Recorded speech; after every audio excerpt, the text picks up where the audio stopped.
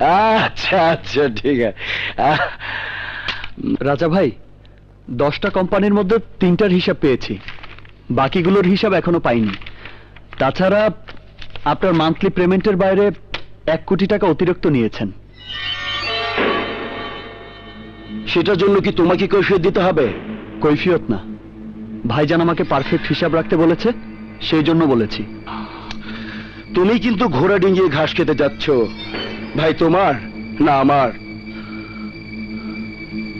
আপনার। তাহলে বাড়াবাড়ি না করে যা বলছি তাই করো। Okay sir. রাইট।